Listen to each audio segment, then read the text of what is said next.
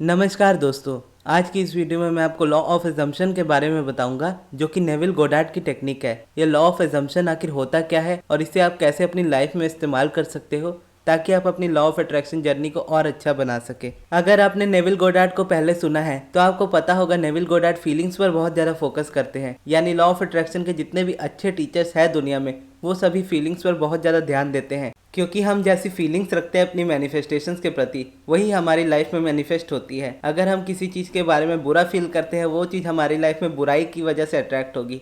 अगर हम किसी चीज़ को अच्छा फील करते हैं तो वो चीज़ अच्छाई में हमारी लाइफ में अट्रैक्ट होगी। इसी में लॉ ऑफ एजम्पशन आता है। नेविल गोडार्ड कहते हैं कि अगर आपको आपकी लाइफ में कुछ चाहिए तो उसे अज्यूम कीजिए कि वो ऑलरेडी आपके पास है। लेकिन ये इतनी छोटी सी बात नहीं है, इस चीज़ को मैं थोड़ा और एक्सप्लेन करूँगा। हमारी लाइफ की कोई भी सिचुएशन में जब हमें सच्चाई के बारे में पता नहीं होता तो हमारे पास अजम्पशन ही होती है, यानी हम उस चीज को अज्यूम करते हैं कि ये चीज ऐसी हो रही है। फॉर एग्जाम्पल, आप अपने स्पेसिफिक पर्सन को मैनिफेस्ट कर रहे हो और आपकी उनसे बात होती है और आप उनको मैसेज करते हो, लेकिन वो आपका मैसेज सीन करते हैं, उसके बाद रिप्लाई नहीं करते हैं। इसके बाद आपके पास दो चॉइस होती है। या तो आप ये अज्यूम करें कि सामने वाला इंसान बिजी है, इसीलिए शायद उसने आपका मैसेज देखकर भी रिप्लाई नहीं किया, या तो आप ये अज्यूम कर सकते हैं कि वो इंसान आपको इग्नोर कर रहा है। और अगर आप अपने स्पेसिफिक पर्सन को मैनिफेस्ट कर रहे हो और अगर आप ये अज्यूम कर रहे हो कि वो इंसान आपको इग्नोर कर रहा है, तो वो इंसान आपको और ज़्यादा इग्नोर करेगा और वो आपसे और ज़्यादा दूर हो जाएगा। वहीं अगर आप ये अज्यूम करो कि शायद हो सकता है कि वो बिजी हो और जब वो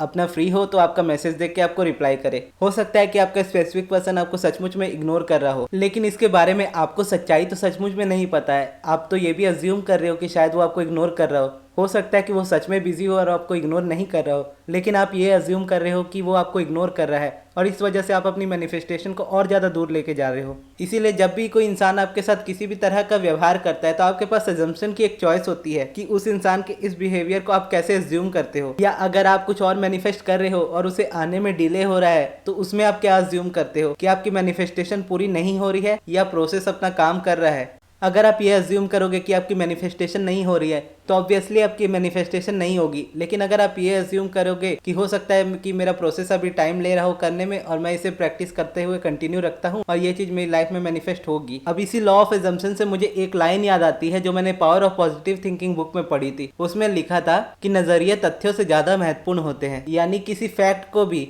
आप किस तरह से देखते हो वो फैक्ट से भी ज़्यादा इंपॉर्टेंट होता है। और अब्राहम हिक्स भी यही कहती हैं कि आप अपनी करंट रियलिटी को इग्नोर कीजिए, यानी उन चीज़ों को ऑब्जर्व मत कीजिए जो आपके फैक्ट में आपको दिखाई दे रही है, यानी रियलिटी में आपको दिखाई दे रही है, क्योंकि आपकी रियलिटी आपके थॉट्स का ही नतीजा है, पुराने थॉट्स का नतीजा है।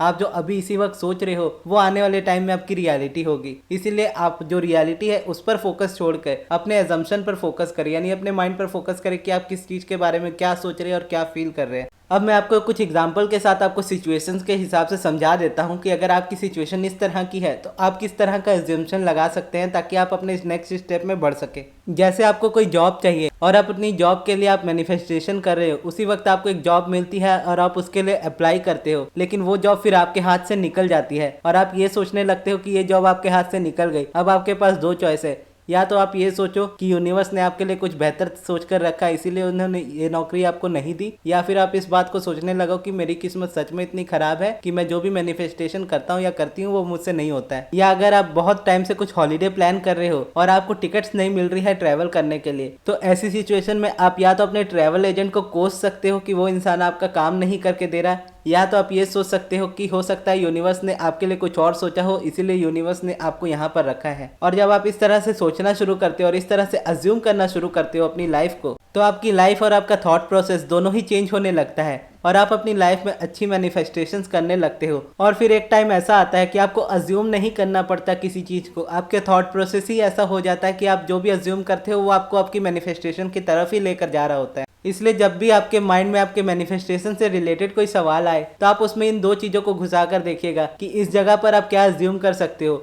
और क्या अज्यूम करने से आप अपनी मैनिफेस्टेशन के क्लोज जाओगे और क्या अज्यूम करने से आप अपनी मैनिफेस्टेशन से और दूर जाओगे। और जो भी आपको सही लगेगा उसे आप अज्यूम कीजिएगा और धीरे धीरे ये आपकी आदत बन जाएगी और आपके लिए एक नेचुरल प्रोसेस हो जाएगा। और इतना नेचुरल हो जाएगा कि आप छोटी छोटी चीज़ों को तो आराम से अज्यूम करोगे ही, लेकिन अगर आपको कोई बड़ी मैनिफेस्टेशन करनी होगी, यानी आपको अगर आपकी जॉब मैनिफेस्ट करनी है, तो सीधा आप ये अज्यूम करोगे कि आप ऑलरेडी अपनी जॉब में हो। आपको स्पेसिफिक पर्सन मैनिफेस्ट करना होगा तो आप ये सोचोगे कि आपका स्पेसिफिक पर्सन आपके साथ है ऑलरेडी। इसी तरह से हर एक मैनिफेस्टेशन में आप एजम्पशन में इतने अच्छे हो जाओगे कि आप उस चीज़ को अपने पास ही पाओगे अपने माइंड में, और जैसा फिर आप फील करोगे वो चीज़ आपकी लाइफ में आने लगेगी। तो ये थी दोस्तों हमारी आज की वीडियो। आई होप मेरी वीडियो आपको समझ में आई होगी, लेकिन फिर भी अगर आपके कोई सवाल है तो आप मुझसे कमेंट बॉक्स में पूछ सकते हो। और आपको ये वीडियो कैसी लगी वो भी आप कमेंट में ज़रूर बताइएगा। और इस वीडियो को यहाँ तक देखने के लिए बहुत बहुत धन्यवाद।